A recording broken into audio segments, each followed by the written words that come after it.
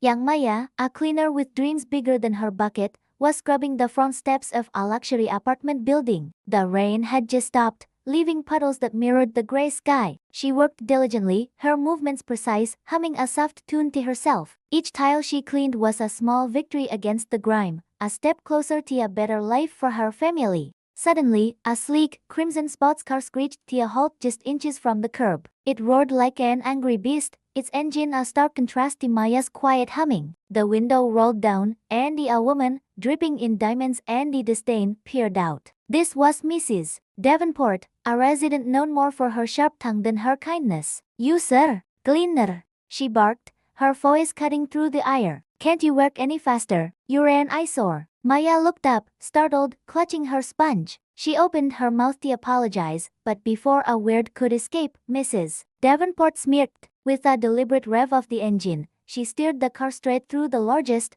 muddiest puddle right beside Maya. A wave of dirty, brown water erupted, drenching Maya from head to toe. Her clean uniform was ruined, her hair plastered to her face, and the muddy water dripped from her chin. Laughter, cold and cruel, echoed from the car as it sped away, leaving Maya shivering and humiliated in its wake. Tears welled in her eyes, mixing with the grime. It felt like the world was mocking her, telling her she'd never rise above her station. But someone had seen everything. From a penthouse window high above, Mr. Harrison, the quiet, unassuming owner of the entire building, watched the scene unfold. He was a man who valued character over cash, and what he had just witnessed made his blood boil. He'd known Maya for months, always impressed by her hard work and cheerful spirit. He picked up his phone, his expression firm. It was time to teach Mrs. Davenport a lesson in respect. The next morning, Mrs. Davenport sauntered into the building lobby, expecting the usual fawning greetings. Instead,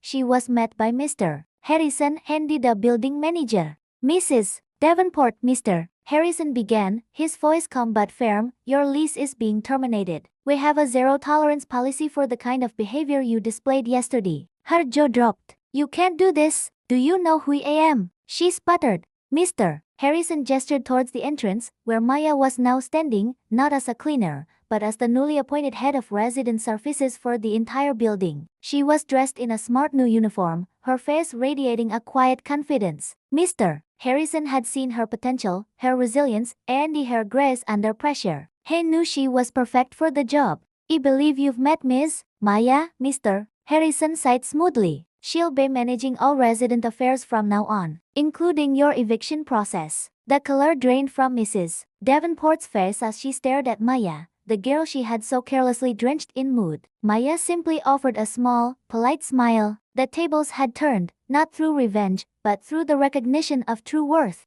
As Mrs. Davenport was escorted out, Maya looked up at Mr. Harrison, her heart full of gratitude. Her new journey was just beginning, proving that kindness and the integrity are the real treasures. Thank you so much for watching.